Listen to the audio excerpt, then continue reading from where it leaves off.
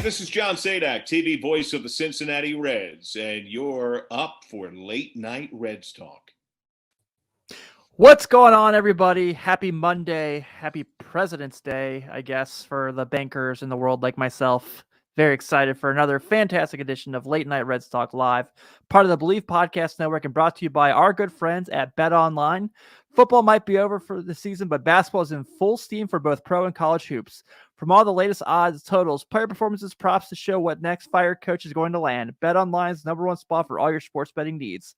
Head over to the website or use your mobile devices to sign up today and receive your 50% welcome bonus on your first deposit. Just use our promo code BELIEVE, that's BLEAV, to get started. It's not just basketball. Bet Online's your source for hockey, boxing, UFC odds, right to Olympic coverage, and the best of the business. From sports right down to your favorite Vegas casino games, Bet Online's your #1 online sports wagering destination. So with that being said, we'll get on with the show. I am Tim. That was like my best one, honestly. I'm not going to lie. Like, I felt pretty good on that one. Thanks, buddy. I appreciate it. So I am Tim Daniel. We are without Nick Kirby tonight. He is feeling under the weather, but he is still producing the show for us because he is a trooper. But I'm going to go ahead and go. We have a special crossover show today with our good friends over at the Locked On Reds podcast. So before we get to them, I want to introduce, of course, my good friend, former Major League Big Leaguer, the manager of the Reds Twitter wiffle ball team, Carlos Guevara. How are you, buddy? I'm doing well. That team's still coming together a little bit. Already got some guys bow out saying they're already sore just thinking about it. So okay, I'm going to have some replacements come up. Yeah. But excited for the show today. We'll figure it out. We'll get there. Like I did say, we are joined today by the Locked On Reds crew. They've both been on the show in different circumstances, literally in different formats. When Jeff Carr joined us, we were on Locker Room at the time, which is now not even a thing anymore. It's now the Spotify Green Room. But Jeff, the host of the show, how are you, man? Doing pretty good. Tim, Carlos, thanks for having us on. Yeah, and as far as sore goes, I went to Orange Theory earlier today, making sure keeping in good podcast shape. You know, they're talking a lot about getting baseball back, so I got to be in good shape for that, right? Absolutely. Absolutely. And he's been on the show in the past when we were Zooming it, but he's out here also co-host of Locked On Reds podcast, Mr. Stephen Offenbaker. Welcome, man. How are you? Hey, I'm happy to be here. And, it's just all part of my mission to see how many different podcasts I can be on in 2022, jumping from, my show at Reds Alert to joining Jeff this year and doing all the things. So appreciate being invited and look forward to talking some Reds baseball. Well, Stephen, we're going to start with you immediately because here, as we show, is a tweet you sent on New Year's Eve of 2021. And I see Jeff's name. I see Nick's name. I see Carlos's name and a few other people. What the fuck, man? Was it something I said? You see, what happened was Twitter limits characters. So that's my story, and I'm sticking to it. That's funny. Yeah.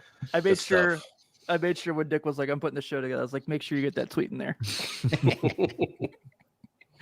There's no room for error in this Twitter world. No, unacceptable. Well, guys, obviously, it's a lot to talk about in Major League Baseball when it's really difficult and there's a lockout going on and it makes things difficult to come up with content and things like that. But we are seeing here some of the latest tweets from Bob Nightingale and John Heyman, Jeff Passan.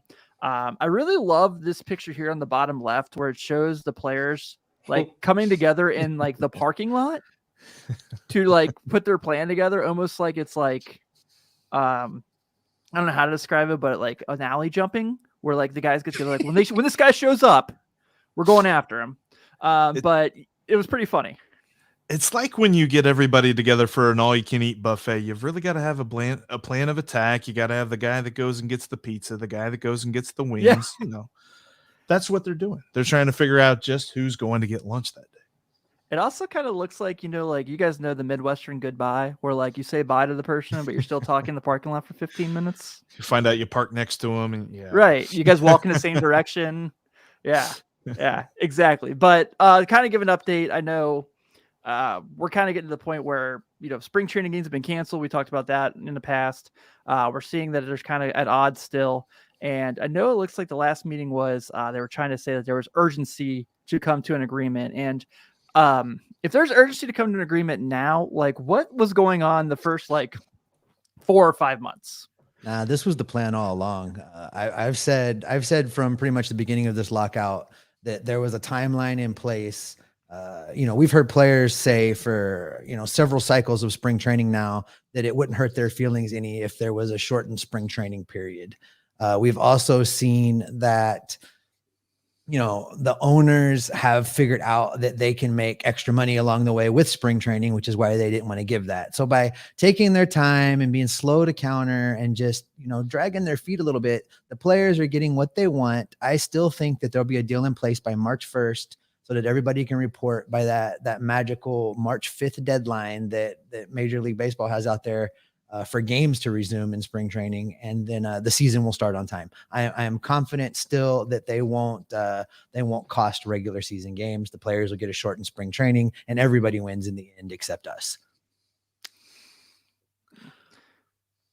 Well, Carlos, you've kind of spoken on this a little bit in the past, but shortened spring training, obviously, for different players, there's different situations. But kind of talking a little bit more, if you kind of go a little insight to that process and what that's like for a pitcher and like what's that like for a player. Is there? It's like, okay, well, normally you've got right after the Super Bowl, but now you've got literally like you're looking at 3-4 weeks to get ready for the season.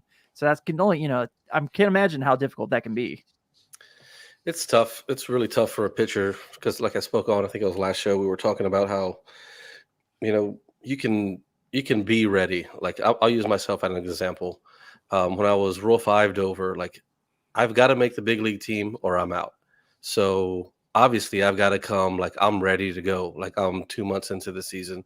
I started throwing a little earlier.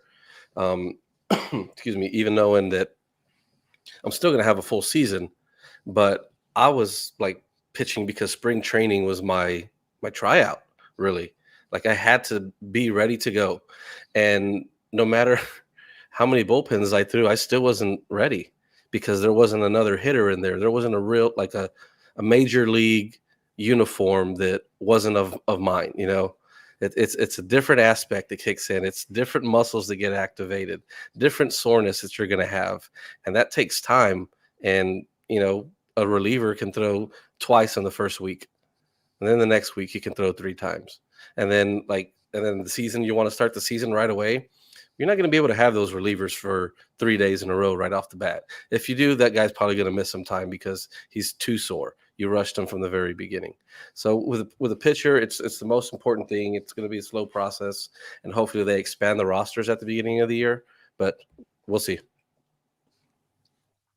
And talking about relief pitchers too, like on top of that, starting pitchers aren't going to be ready to go 6-7 innings unless you're like, the freaks of nature like Walker Buehler and Zach Wheeler and guys like that. But, talking about like Luis Castillo and all that, they're going to start this year pitching 4 or 5 innings, and then you're going to need that bullpen for 4 more to finish out the game.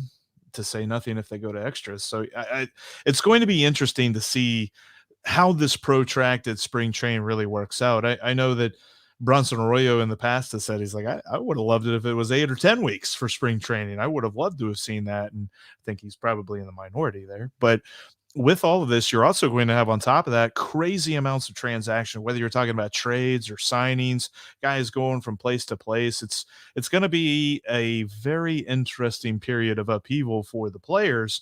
It's going to be kind of a hectic period for us fans, but golly, this whole lockout's just been hand wringing for 2.5 months now. It's like, all right, let's finally get talking about it. Sure. And you know what, guys, I feel obligated to translate Jeff's use of big words. So it's trunicated spring training. That's the word you were looking for. We do this every time. I thought I said protracted. You did. Is that the wrong word? Yeah. Oh yeah, we are live.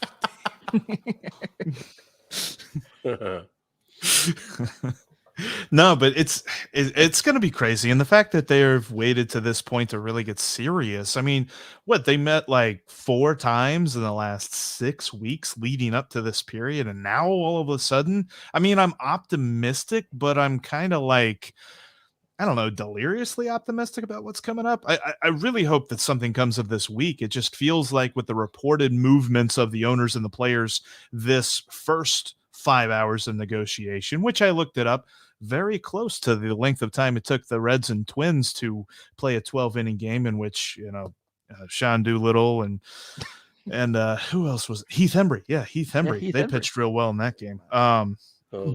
Nick's going to turn the show off now. We're bad-mouthing Heath Hembry. I just had to throw that in there for Nick. I know how much he loves Heath Hembry. Hey, Tim, is it correct that today's meeting time of approximately 5 hours is equal to or maybe a little bit more than the total meeting time that they've had up to this point? According to these tweets, I guess if we could read through them, from what I understand, yes, I think that was like, wow, there was like 2 convenient. Good job, guys. There was 2 or 3 of them where it was like they met for 15 minutes. It's like, hey, hi, no, cool, see you later. Like, yeah, I don't know what good it does. I've never been in a labor negotiation, to be fair, so I don't really know how those work. But also, yeah, I still feel like 15 to 35 minutes seems like it's a little on the conservative side as far as like the route they're trying to go here. But I think a lot of the things are kind of like what players are asking for. The draft lottery, I can get behind that. Not gonna lie, I love the NBA, so give me more stuff like that. I'm fine with that. We talked all offseason about the fact it seems more and more likely we're gonna have a DH this year in the National League, which I'm a fan of. Don't get me wrong, I love the Michael Lorenzen and Anthony DeSclafani moments of hitting grand slams and home runs. Those were a blast, but like those are few and far between.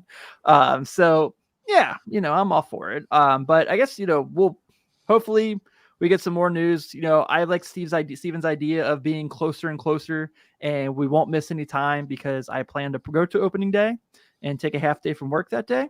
You gonna fly in? I am. I already have a ticket booked for Cincinnati, so they need to play that game.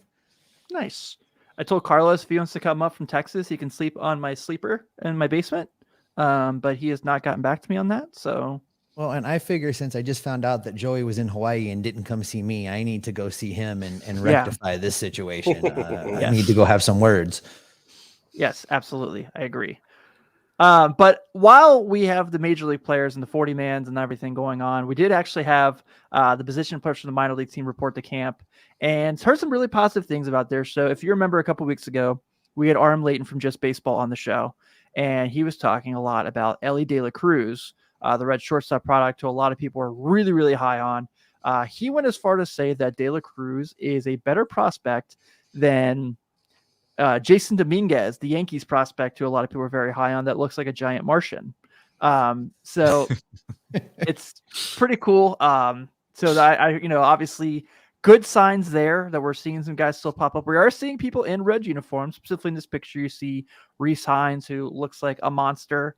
Matt McClain, last year's first-round pick, and Ellie De La Cruz. So that's exciting. And of course, there in the top right corner, you see Nick Lodolo. So that at least warms my heart to see a Reds jersey, full uniform, and players in it. So at least we have that going for us.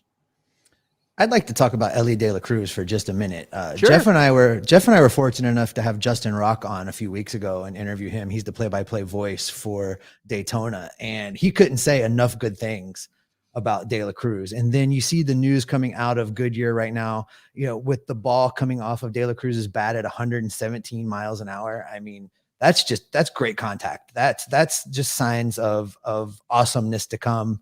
I don't know if I'm ready to anoint him as a major league player, but I definitely think there's a talent set there and a skill set there that is going to translate into some exciting minor league moments over the next couple of years. And I really do hope that translates to major league talent and look forward to seeing him sooner than later.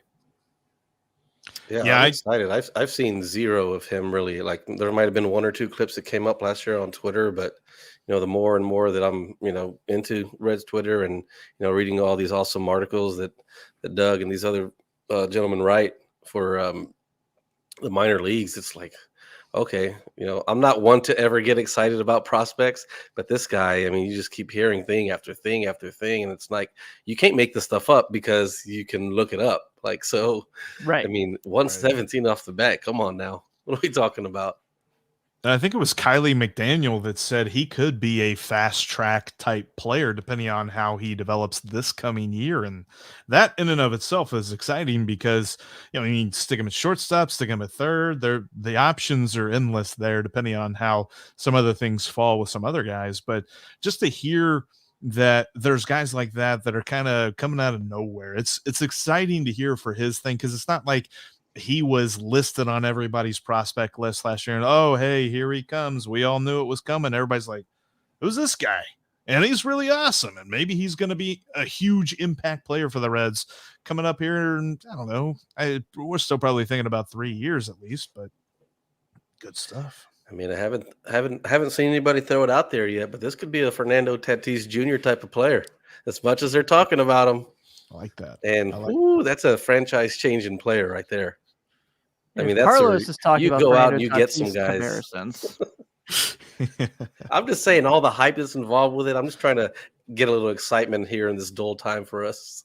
Yeah, really. And I think the great part about it too is that, he's not a guy that was just overly hyped coming into the organization. He's gone out there and just with his talent alone changed the conversation and inserted himself into the narrative about the Reds prospect listings. So I think that's one of the most exciting parts is I love it when a guy comes out of nowhere. And then, like you said, Carlos, you have to go start reading up on him a little bit because nobody was talking about him and nobody had a lot of information on him. And it's just really exciting for the Reds to score that kind of player and have that kind of player coming into the system.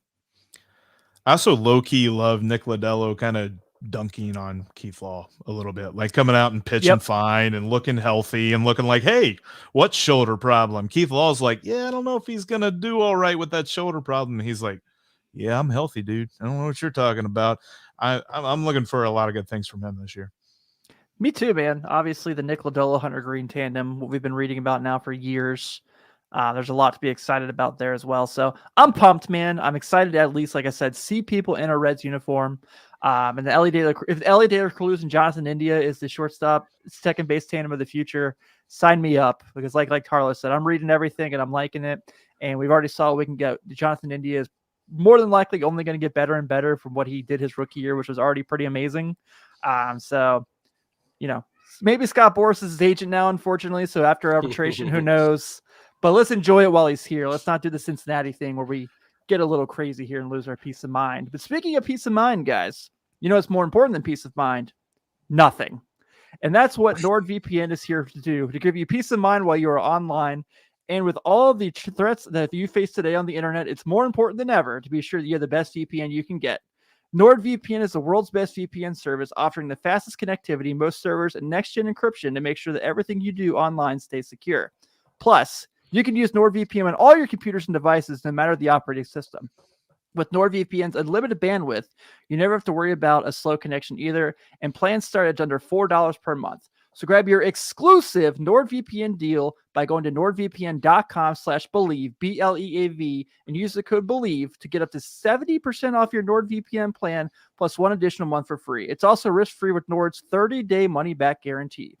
nordvpn.com/believe. So I love ad reads, as you guys can tell. It's my favorite thing to do. Yeah. I like it. I Better like it. you than me, buddy. Pretty solid Carlos- segue in there. I like that. Yeah, I know. I'm getting better at that part. I'm trying at least.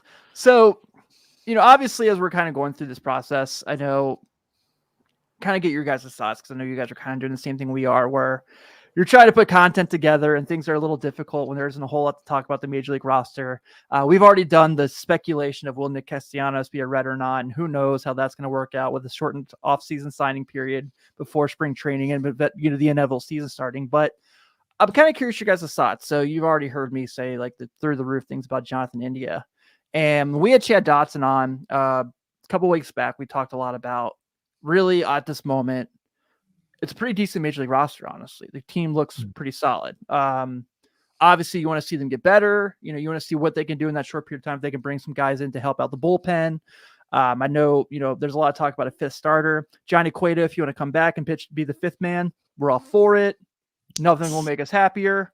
But when you guys kind of look at this group of rosters so far, what kind of jumps out to you particularly? What do you guys want to see most from this team next season? I still think we've got great starting pitching, and that's even looking at Goody getting some, key starts and a lot more playing time. I think he's going to be able to stick in. There's not going to be that period of time where you're like, should they send him down to AAA and figure things out? I think Goody's all right. I'm not sure what we got in Revar San Martin, although I would like to see him almost be. I keep thinking of what the Brewers did with Brent Suter and I'm blanking on the lefty long reliever that they have that they kind of use as a spot starter. Anyway, they've got a couple of guys like that, and it makes you think that the Reds could take advantage of something like that with a Revar San Martin. And then you talk about adding Hunter Green and Nick Lodolo into the mix, that maybe they can get going with a shortened spring training and probably not come out of opening day in the rotation, although I think Hunter Green should be in the rotation opening day. I just think the pitching is still there on the starting side. Obviously, the bullpen, we got to figure out what's going on there, because there's not going to be any TJ Antone at all this year. They're going to be leaning on Lucas Sims very heavily. And the lineup is still solid. I think overall, this is still a 78 to 81 win team as currently constructed. I think I'm pretty much in that same line also. For me, there's a couple question marks that, questions that need to be answered. The first question is, can whatever the combination at third base looks like be at least an OPS plus of 100? Can they be major league average? If both Suarez and Moustakas can put up major league average numbers, it only helps fuel this lineup that could be pretty great. The other question obviously is right field. You mentioned, filling time with talking about if Castellanos is coming back. I just can't see any scenario where that happens. And I think what that means is you have to find a good platoon for right field. You have to figure out a way to get a right-handed bat out there that maybe you can pair up with a Naquin, because I'm telling you that Aristides Aquino is not it. I've thought before that a McCutchen type player would be a great add for this team to pair up with Naquin and just do a straight platoon out there. Those questions in the lineup really will make a difference whether this is a 500 team or if this is a team that can sneak into the conversation of challenging the Brewers or the Cardinals to win the division. And, all of the things that Jeff said about the pitching, I agree with. I think that they're operating from a strength with the starting pitching. Even if they have to go with 6 starters to start the season, they've got enough good young arms that they can do that. Depending on how the spring training period plays out. So I'm still very cautiously optimistic that this is a team that can be relevant for most of the season, just as it's built right now, maybe with one small add in right field and a veteran relief pitcher to kind of round out some of the young arms that they're going to stick out there. Yeah.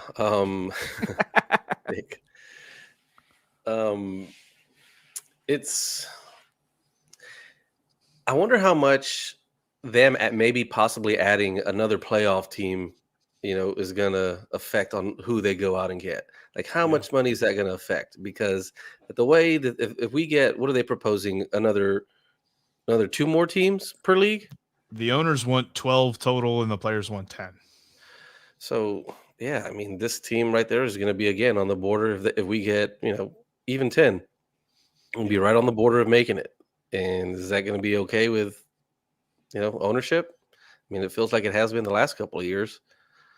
So I don't know, man. I feel like that has a lot to do with, more than what people think on who they're going to sign, depending on how many playoff teams they get. And I find it interesting too on that Zips projection graphic that was just thrown up there that in center field, Friedel's name is on top. I think the Reds are currently I think the Reds are currently betting that Senzel's name will be on top, and whether or not that is actually going to happen remains to be seen. He has to be healthy and he has to play well when healthy, but they've really kind of left the outfield a bit thin. And then you're also talking about Jesse Winker, who's been phenomenal, but he's never played more than 113 games in the season. And earlier today, I was just, pumping numbers in a calculator because I can't do math, but 113 games is not even 70% of the season. I don't know that I get so excited about a guy that's going to give me 30% of games where we're going to have to fill a name in left field. Like that in and of itself is just the thing that worries me the most about this lineup, is that not only do you have question marks in right and center, but for 30% of the season, you might have a question mark in left field. Yeah, I have been talking, Steve mentioned Andrew McCutcheon earlier. I've been talking about that off season, and I was like joking about it for a bit. I was like, wouldn't that be funny? And then the more I looked into it and I saw how all the outfielders were like going off the market, I went, yeah, I mean, maybe we can forgive him for that whole Aroldis Chapman getting hit by a pitch thing where he tried to say it was on purpose in 2012 at that point. But yeah, as for Jeff, you mentioned you felt there were 78 to 81 win team on the Action Network. They have their over under at 77.5. So that's kind of in that ballpark you were mentioning. I also like what Carlos said. If we do add these additional teams, this team's right on the border. You make a couple moves here and there. You go get a couple arms. You've mentioned Lucas Sims, and that's kind of seemed like they're going to lean on him a lot. Luis Sessa, they're going to rely on him a lot. He was awesome. He was awesome when the Reds got him. I love that slider. That slider. Oh my God, it was awesome. That's a major league pitch for sure. I know. Talking pitching with Carlos is one of my favorite things because, obviously for a guy who's done it, getting his insight when he talks about like the stuff Sessa brings, you're like, get more excited because, obviously he's seen it. He's been there. So you're like, oh, cool. Awesome. I like it. But nice. Obviously, the bullpen arms is kind of the big thing here. I like it, man. And I also agree with what Steven said about what's third base going to look like. Who's the designated hitter? How does that work for this team? Do they have multiples? Do they move them around? I think a situation where Joey's your designated hitter a few games a week is kind of awesome. I mean, what's better than that? You know what I mean? So I'm pretty excited about it. And I'm always pretty much like, yeah, sorry, I did shout out the Action Network as we're sponsored by Bet Online. But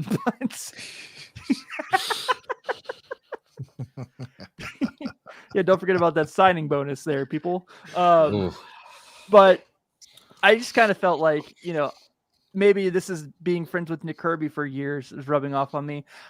I look at this roster and with an extended playoff spot, 84, 85 wins. Maybe they can't sneak in. Why can't they? Why not? Not to steal from the Bengals, but the why not us thing that was going on there for a little bit, right? Hashtag sneak on in. Yeah. And you're not wrong in talking about the designated hitter making some things different. I mean, what we do know is that David Bell cannot help but tinker, and he's going to move people around, and there's going to be different guys. That's not going to belong to any just one person. But I like the idea of Joey being over there a couple, not a lot, but a couple games a week, because then what you can do is start sliding Tyler Stevenson down to first base and keep his bat in the lineup, but keep his legs fresh. And I like that idea. I like having his bat in the lineup as much as possible. So I agree with you. If you squint just a little bit and they make one decent move this offseason before the season starts, this is a team that can be in the conversation. Down the road, and I know that we're kind of talking about this season, but this just always is a thought in the back of my mind when it comes to the designated hitter. Do you think that with the DH, the Reds actually pick up Joey Votto's option? I didn't think about that. It's making me wonder because I kind of do. I kind of do. 20 million, so it's like, yeah, but I also think that they're going to be nice to him because, I mean, he's been awesome to them. He's played amazing baseball, and they've done absolutely nothing to build teams around him for the majority of his career. So, yeah, bring him back. Keep him rolling in the ballpark. The ballpark he's very comfortable in. Yeah, Hit his I think 400th this career year home is as a going to Red. be a big telling for that. If he can do, something pretty close to what he did last year, if not duplicated or better, which he, says he's going to do. You gotta have that conversation. Like, I mean, because it's a difference of 13 million, Right. 20 million, or it's going to be 8 to buy him out. So do you want to spend that 13 is what the question is. So if he's ready to play, this has not coming from him. This is just me talking, just, knowing him. Like, he's going to want to play if he can be productive, but he doesn't want to play outside of the Cincinnati. Like, so that's where it's going to be like, oh man, this could be tough. And see, this conversation is going to be very difficult here in about 18 months, I bet. I've learned not to doubt Mr. Joseph Daniel, but I also know that if there's a situation that arose where he still felt like he could play and the Reds just wanted to pocket that 13 million, it would physically hurt me to see him in another uniform. Same. Like I don't know what I would do then. I really don't. Yeah, that would definitely break my heart. Yeah. For sure, to see him somewhere else. I think it'd break his heart. Yeah. Like, this is a guy who is from Toronto, saw the Raptors win the NBA championship and was like, yeah, but Kawhi Leonard left the Spurs and was upset about it. It's like, he won you a title. He won your team a title and you were upset that he left the Spurs. Like, so yeah, I definitely think it would break his heart for sure.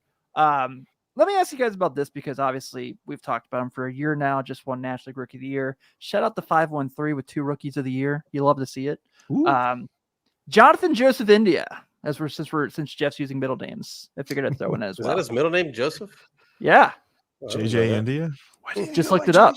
No. JJ India sounds so cool. You're right. Yeah. Obviously, Rookie of the Year. We saw that, the way that he learned how to get comfortable with Major League pitching so quickly was so impressive. No one here is low on Jonathan India, obviously.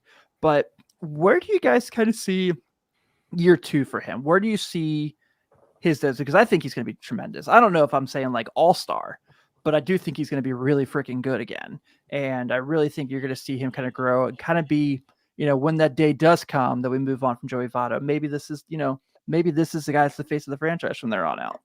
I mean, I guess the real question is, do we anticipate a sophomore slump or not? I think that's that's really, really what we're looking at. And I do not. I think that he showed us enough in that first season that he's a legitimate threat at the top of the lineup. I think that his defense is only going to improve. I think that as he sees more pitches and spends more time in the batter's box, he's only going to get better. And I agree that he is probably the next in line to be the face of the franchise. I have confidence in him being that for his entire time here in Cincinnati, however long that might be. I almost wonder, and I know it's hard to say this with Joseph Daniel still there at first base, but I almost wonder if he is the face of the franchise at this point. Like, I think Joey's still the most bookable personality on the team, obviously, but I think that when you look at this season, if he isn't already, Jonathan India will be the face of the franchise by the end of this season. I think he dealt with enough downswings in his rookie year, and he overcame them with such aplomb that he won an award for it. I think that there won't be a sophomore swoon for him. I think he's going to only continue to be as awesome as he was last year, and maybe even more awesomer. Yeah, I agree with that, Jeff. I don't think he's going to have much of a slump, is what most people would call it. I feel like he might have some lows, but he'll be able to get out of that quicker than most, because I mean, it feels like he learned so much, from the beginning of last year to when he got hot, to when he slowed back down, to when he got hot again. And just talking to some folks, like they use the word special, and whenever certain folks use the word special, I'm going to take that and hold on to that, because I mean he could. I think he needs to be an all-star to become the face of the franchise. Maybe kind of take that over, but I don't know. It's going to take a lot, especially we get some more special moments from 19 over there. That's true. I'm excited that he's getting a bobblehead this year, but can we do do you remember they did the Bronson Arroyo hair thing a couple years as a seeding giveaway? Yeah, with the hat. Yeah. Yeah, we need a Jonathan India one of Yeah. those this year. So Reds PR marketing, if you're listening, And I know you are. He's got some good names, like Jonathan India. That could be like the Monday through the Thursday guy, but then like JJ India, that could be like Friday night, Saturday night. Yeah. And then John India Disco on night. Sundays. Yeah. JJ. That's On more the of a party beats. name, JJ India. Also, his dad's like a bodybuilding power lifter. I'm shocked didn't have a WWF contract in the 80s. Kind of amazing. So we were just alerted by our producer, Nicholas Kirby, that we have a Twitter question here for this. And it says, which of these teams do you think we can finish ahead of without spending? Between the Dodgers, Padres, Cardinals, Giants, Brewers, Braves, and Mets. I'm not even sure we will beat the Cubs, Phillies, or Marlins. They look like they will spend. First off, shout out Reds and Wildcats for the comment and the question. It's great. But I mean, how far were the Reds really away from the Cardinals if they don't have that 17-game win streak? It wasn't like Just it was looking like at this, I would say they could be ahead of the Giants, Cardinals, and Mets. That's if they don't make any moves or if the Reds don't make. I'm not saying that they would be favored. I just think out of that group, that they'd probably have the best chance to get ahead of. Definitely the Cardinals. I mean, I like Steven Matz, but I don't think Steven Matz makes their rotation as good as the Reds. Say nothing about the Brewers. Definitely the Dodgers and the Brewers are way up there. The Braves are way up there. The Padres are way up there. I think the Reds and Mets are close. I think that the Mets are the grabby team because they spent $1 billion before the lockout started. But I think they still have some marked holes, and there's still plenty of players on their roster that are being talked about being trade bait. They're talking about trading Jeff McNeil. If Jeff McNeil was a Red, I would fight someone if they traded him. Love Jeff McNeil. Adam Rosales 2.0. Yeah, he's a lot better than Rosales. Yeah, I loved know. Rosales, but I did. I liked Rosales, but I mean, I guess maybe they could fight with the Giants a little bit, but I definitely think they're better than the Cardinals. So if the owners get their way, and I think I misstepped, I said 12-10. I think it's 14-12. The owners won 14 playoff teams, and the players won 12. If they do get 14 playoff teams, I think the Reds could be the 7th seed. Yeah. I could see for sure. I think the Reds are better than the Cardinals. So we'll just go with that one. If we're talking about the roster as it is on paper right now today, I say the Reds finish better than the Cardinals. The thing with the Giants is that the National League West is going to spend a whole lot of time beating up on each other. So, I think that just by virtue of that, the Reds will finish with a better record than the Giants. I think the Padres are going to have a rebound year where they really give some consideration to winning that division. Dodgers are the Dodgers. They're gonna spend whatever money it takes to be in the conversation. So I don't see that happening. Spend it. The Mets are a very interesting story, as Jeff just mentioned, just by what they've done so far and what they will probably do when this lockout ends. So I'm not very confident in citing them. And then I think the Braves are going to be very difficult to beat. So as far as the Cubs go, I don't think they're even close to the Reds yet. Marlins and Phillies spending money. Phillies may be an interesting case. They might be a low key surprise story of the year, but I don't see the Marlins being that. So I come down for sure with the Giants and the Cardinals, and the rest is a 50-50 proposition, I think. And the other thing about the Mets too is people are assuming Jacob deGrom's going to be healthy. Right. Yeah, that's a big one. Yeah. Yeah, it's funny, Jeff. Earlier you said they spent $1 billion, and that didn't even make a dent in the owner's wallet.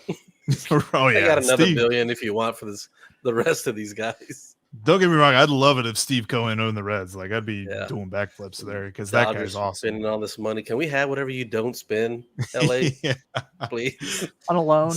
Send the leftovers on a doggy bag. And the Phillies, man, I think the Phillies are a Chris Bryant and one other guy away from being a super contender. Is that the rumor? It's the Carlos Gavado rumor. Mhm. I know that they're looking to upgrade their bullpen. That's obviously, I mean, everybody's looking to upgrade their Yeah. bullpen, but the Phillies bullpen was specifically bad for them last year.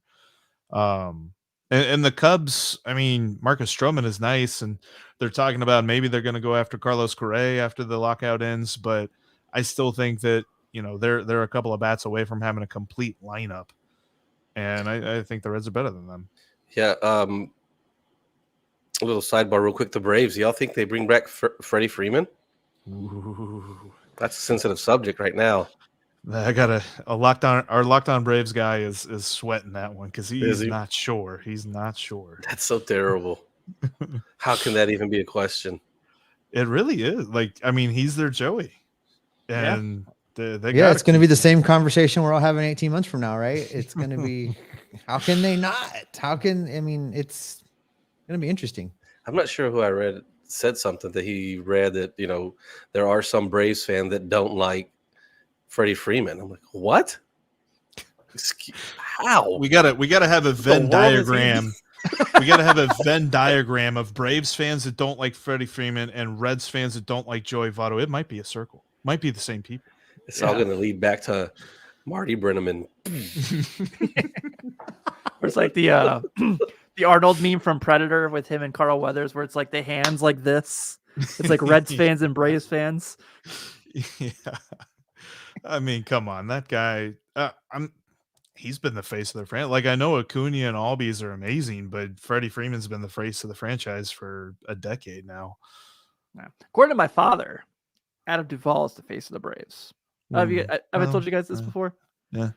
So I know I've told Carlos and Nick from being on the show, but like my dad is literally like thinks like Adam Duvall is like fucking Babe Ruth. Like gets like, it's like so it was so pissed in the Reds. So does traded Nick him, Kirby.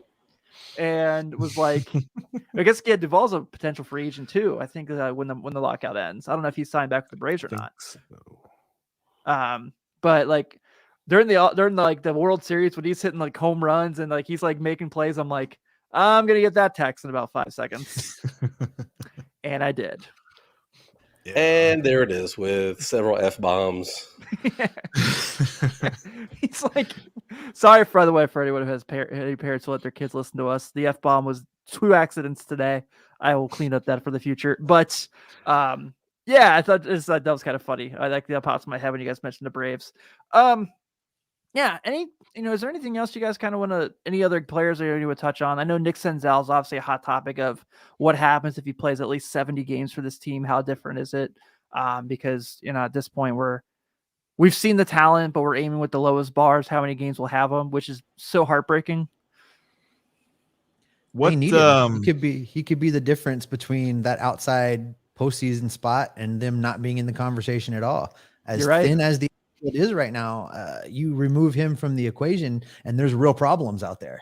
So, not only do I really wish for him to have a successful and healthy season because, I've been pulling for him all along, but yeah, me too. But beyond that, this team needs him. It's beyond, it would be nice if he's healthy. They need him to be healthy.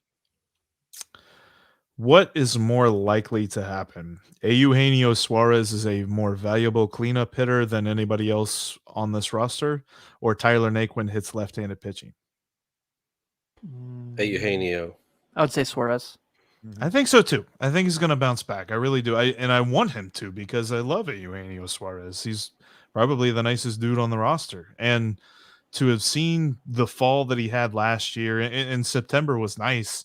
And I'm kind of clinging to that as being, what he's going to do this year. But to say that it's like him or Moose, and Moose was hurt, and when he wasn't hurt, he was awful. It's like, oh boy, you're kind of choosing between a car with 3 wheels and a bike with 1. I hope that Suarez is the guy that takes over. I just don't know that Naquin can be an everyday player. When we look at this, he's either got to have a platoon partner or he's got to be the 4th outfielder. Yeah, I don't think there's any doubt about that. If it's a playoff team, as much as I really like Naquin and enjoy watching him play, but he does not need to be in the lineup, especially with a DH. And, Yeah, he's not the everyday player on a playoff team. No. But I did hear that Suarez did not take the tarp off his pool this year. So we got that going for us. He hired a chef. Surprised he didn't fill So, it in. yeah, he hired a chef, so we don't have to worry about, any hand cuts, So- causing any injuries. So Quick question: with the way that this is constructed, guys, if we don't, add anyone else, and I think if we miss a couple of games and we have a shorter spring training than normal, I don't think our top 2 pitching prospects are going to start on opening day. I think they give them the normal amount of spring training time, which will probably be like 2 weeks in AAA, and then whoever they want to call up. Do you think San Martin would be the 5th guy or Santillan? Oh, I like Santillan in the bullpen. I think I he do was too. just a much Ultimately, better I pitcher. agree, but I think I start think the I think season? San Martin. I think that because the bullpen being the situation that it's in, and they're going to need help out there, even if they go sign somebody. I just don't see them pulling Santillan out of the bullpen. I think that you make do with Band-Aids and bubble gum at the start of the season with San Martin. You hope that Gutierrez is halfway decent out there. You hope that maybe there's an off day or two still structured in because it's the start of the season and the pitchers are going to need time, so that 5th starter doesn't necessarily have to go every time through the rotation. I think those are the things you hope for, but I would be shocked if they pull Santillan back out of that bullpen. If I could look into the future and see actually what was going to happen, I feel like I'd be saying that I would be talking about one of the biggest reasons why the Reds are in the playoffs right now is because of Tony Santillan's emergence in the bullpen and just becoming this dominant force whenever they needed him, almost becoming what TJ Antone was.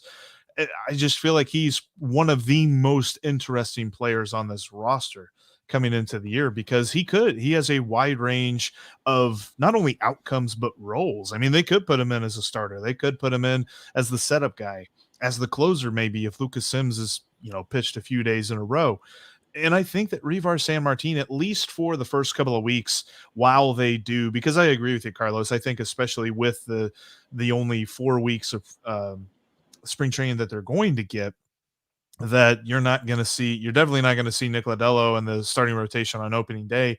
And it would be a fat chance, better than 0, less than 1% chance that Hunter Green is in the rotation after opening day. So I think that Reiver San Martin can at least start in the rotation, and then they might do a little bit of Jose De Leon, Jeff Hoffman with him, and maybe Santillan. Hopefully they don't do it with Jeff Hoffman. We know what happens there. yeah, Why keep do him in we the think bullpen. that Nick Lodolo can't be in the rotation on opening day? He's out there throwing right now. I mean, I know what Carlos said about facing major league hitting, but he has the advantage kind of on Hunter Green right now because he's not on the 40-man roster. So he could be ready to go.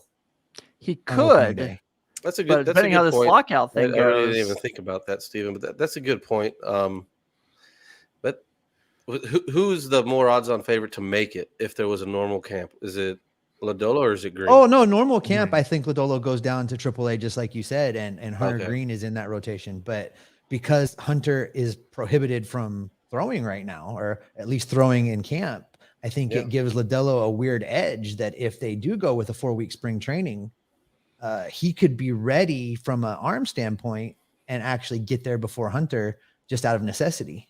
I could see that. I could see the Reds saying, we're going to start Lodolo in the opening day rotation, but then we're going to send him back down because we feel he needs to be in AAA, and then he just shoves for like 3 outings in a row, and they're just forced to leave him up there and screws them all up.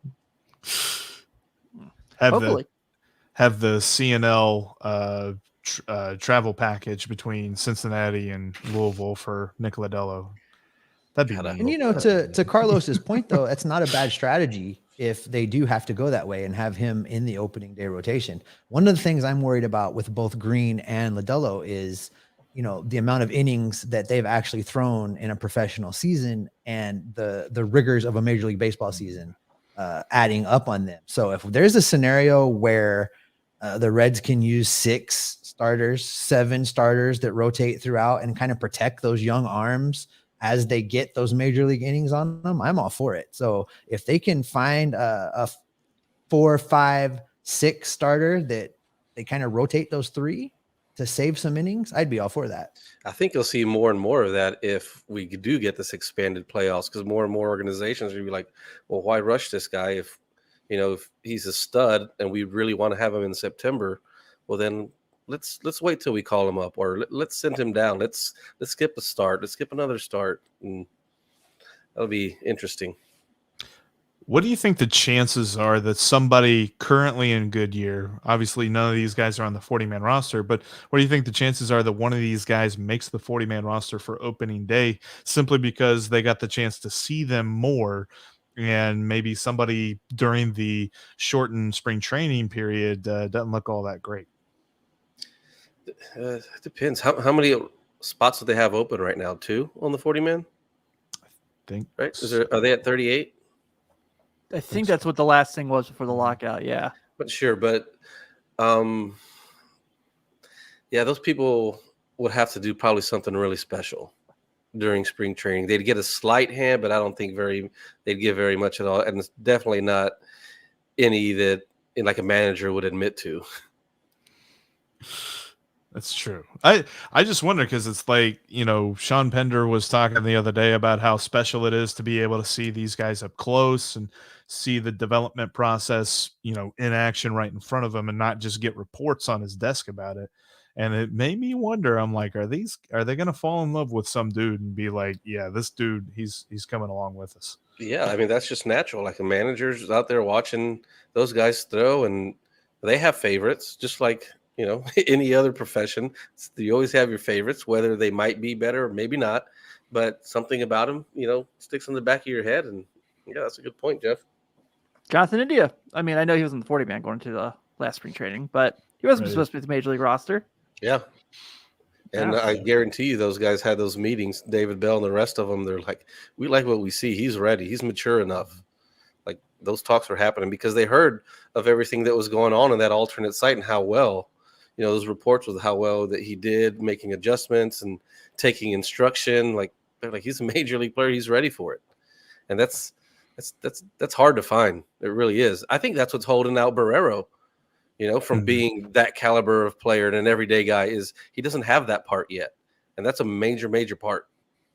Yeah. And he's kind of just been kicked around and like, oh yeah, play once every 5th, 6th, 7th day or something like that when he's up at the major league level. And then you send him down to AAA and he hits like 400. So you're like, well, okay, we're not really learning anything. We need to figure out some other stuff, but they just don't have that way of doing that right now. And I'm like, now who gets the most starts at shortstop in the 2022 season?